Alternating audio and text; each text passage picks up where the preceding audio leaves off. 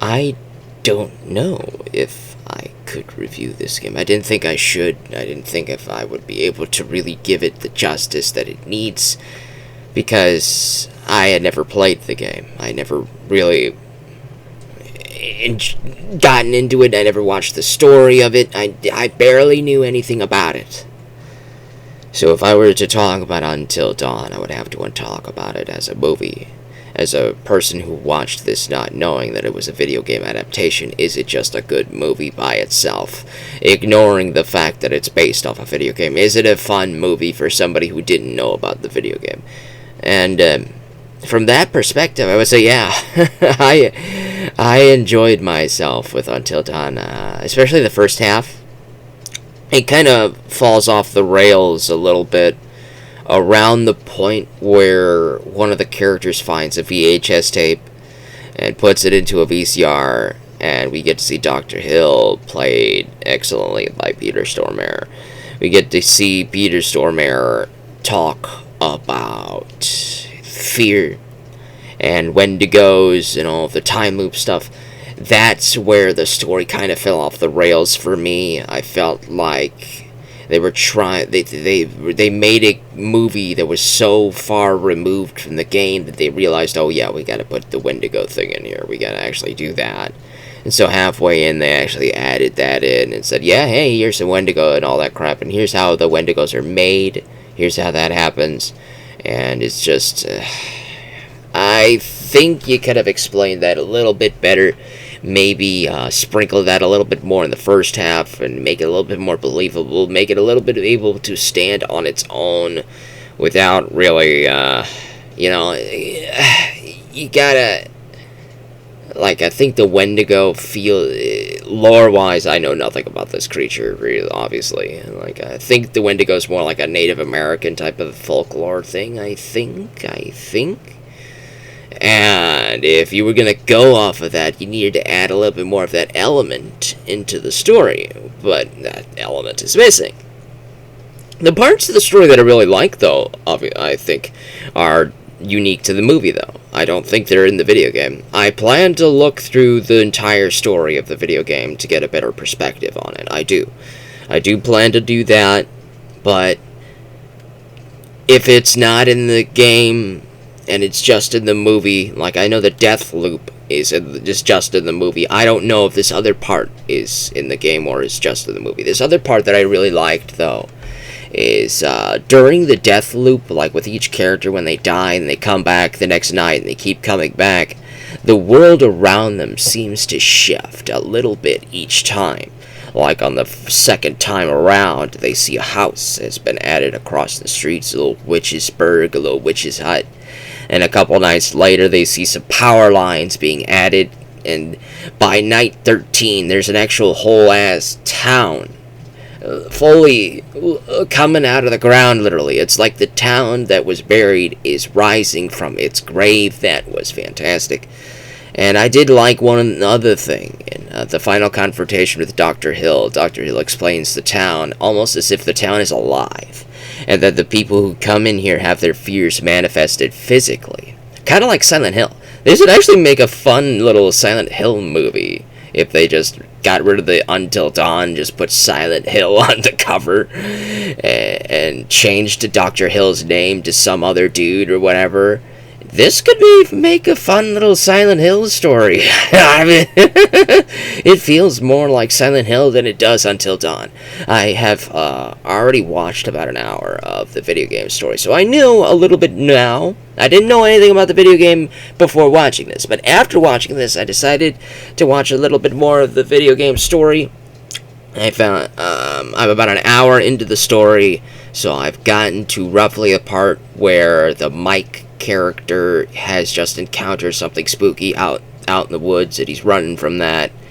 And so things are starting to pick up there, but I haven't seen anything that was in the movie so far that I saw in the video game, outside of Dr. Hill's character, the name Dr. Hill. If you change the name, Peter Stormare could still be in this. It'd be just some other guy. I don't think it would be any different. The movie, I don't think it would be any different. If you changed the name of the Wendigo to just call it a ghoul or something, and you just called it Silent Hill or something, or just changed the look and design of the creatures to be something else or whatever, that'd be, it would make a fun little Silent Hill story. That's just watching this. I got Silent Hill vibes all over the place. The death loop's pretty fun. I don't think that you could really get too far removed from Silent Hill if you added a death loop. You could say that there could be a death loop, but maybe it was all in your head. You died in your head, and you woke up. You died in the Hell World version of Silent Hill, and you woke up back in the Mist version of Silent Hill. It's like, oh, was that a dream? You could do so. You had all sorts of. There's all sorts of things you could do with a Silent Hill story. And Until Dawn has very big Silent Hill vibes to me. It just gave me tons of Silent Hill vibes. And I think that's why the movie failed for fans of Until Dawn, is that they just did not see Until Dawn in this movie. But for me, I knew nothing about Until Dawn. I know about Silent Hill. So when I watched this, I saw Silent Hill. I didn't see anything about Until Dawn. I didn't know anything that was supposed to be in here from Until Dawn outside of the fact that Peter Stormare reprises his role, and that's it. Oh, and Wendigos are here for some reason. And there's no lodge or whatever. It's just 5 characters unrelated to any of the characters from the game.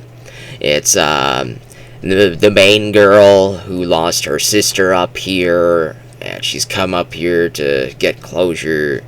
And then there's this dude who's a simp for her. He wants to get it. He wants to get some with her, so he's being all kind and nice to her so that maybe he can get some.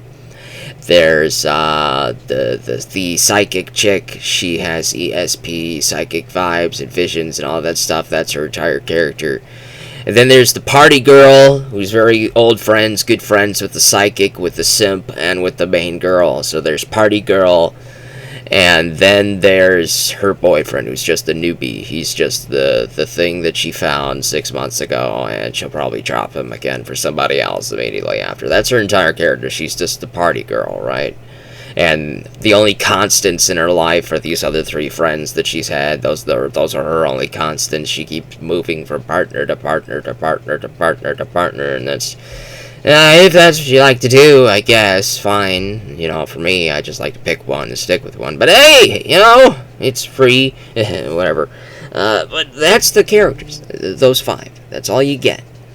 And I didn't hate them. I really didn't. It's just there's not too much about them. And I'm actually kind of happy that there's not too much about them, because I think I learned a little bit too much about the cast of characters in Until Dawn, the actual video game story. I learned too much about them. I'm probably going to piss off a lot of Until Dawn fans, but most of these characters in the game just are annoying to me. I just don't care.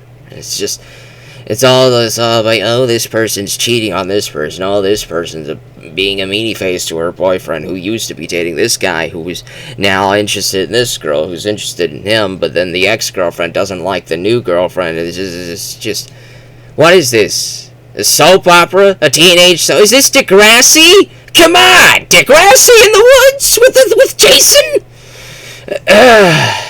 I don't understand it. I'm sorry. But I like the movie, I do. Because I didn't have any of that crap. They didn't have any of that crap in the movie. There's none of that. None of that. There's just a bunch of people going off, getting lost in this hotel lodge, a death loop, which I always find fun because it means these characters can always get killed multiple times in various creative ways, and that's what happens. They die in various creative and sometimes funny ways. There's one way that the characters die that made me burst out laughing. There's this water. The water in the town, if you drink the water, you will spontaneously explode. I love that. That was hilarious. And that's the thing that makes Dr. Hill die. Near the end of the final confrontation, the main girl moves Dr. Hill's coffee mug so that water dripping from the ceiling drips into his coffee mug, and Dr. Hill drinks from his coffee, and then he explodes. That was funny. This movie is funny. It's fun.